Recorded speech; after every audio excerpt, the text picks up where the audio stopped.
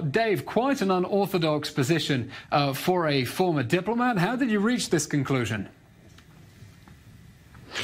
Well, thank you for having me on. And let me begin by saying that it's important to look at all of the work that one does over the course of their life skeptically and critically and understand where you drive impact and where you don't. And so aid to the Palestinians can either be very good, very helpful, solve problems, or it can continue to foster dysfunction and failure. And so I think in the case of UNRWA, what we do need is a fundamental reordering of the organization and their work. You've said that UNRWA subsidizes a dysfunctionality and an unsustainable status quo in the Middle East. Could you elaborate, please, on what you mean by that? Yes, let me first give the opposing view of how aid can be useful. So when USAID did work in water, we helped solve fundamental water challenges between the Israelis and Palestinians. When we worked with the private sector in Jenin, we fundamentally helped the private sector grow and trade with the world. And so all of these were small assistance inputs with very outsized results. Now, in the case of UNRWA, they are providing necessary relief to the most vulnerable people, those that need food and water. But on the other hand, after 70 years, I think we need to relook at this model and try to move in a way that produces results and decreases friction points between the Israelis and the Palestinians. And so I think it's right to strategically and carefully and thoughtfully begin a reordering of UNRWA. And that position is really quite a dramatic departure from what has been U.S. policy, European policy. Indeed, there's a belief that sees UNRWA almost as a fact of nature, a fixed part of the landscape there. Have you sensed, perhaps, from any diplomatic colleagues in office or former, that they perhaps also have some sense of unease about UNRWA and think that maybe the whole enterprise needs to be rethought?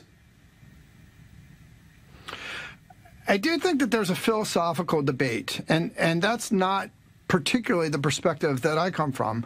The perspective that I come from, and this is based after having served with you and others on the ground for 12 years, is that we really need to drive results and outcome. And so therefore, we need to look at any assistance program and make a calculation as to whether or not we're making lives better, creating hope, and changing the dynamics so that the parties are closer to peace.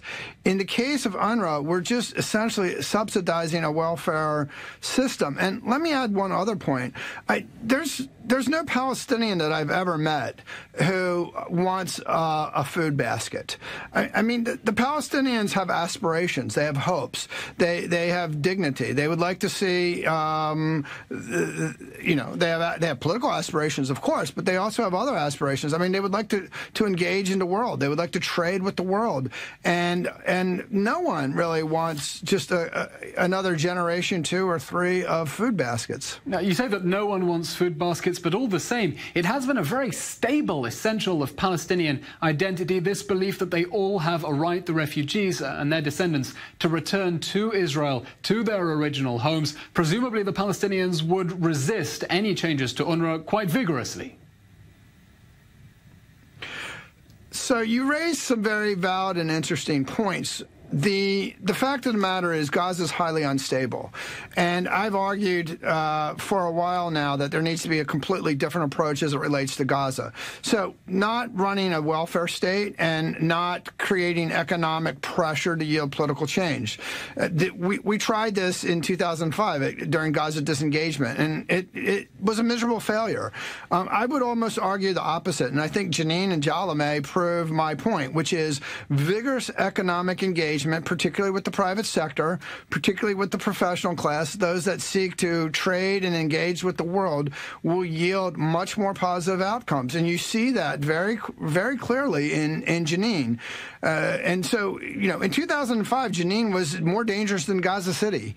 And yet this kind of economic stress has created a backlash in Gaza that you don't have in the northern West Bank.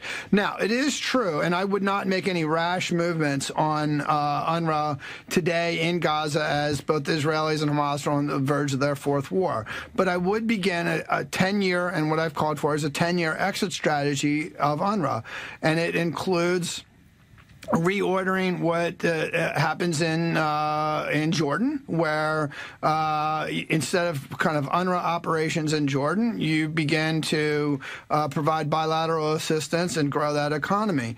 It's a lot trickier in Syria and Lebanon, of course. And that full column is available on the Times of Israel for people who want to see your advice on how states can, over a 10-year period, break apart UNRWA.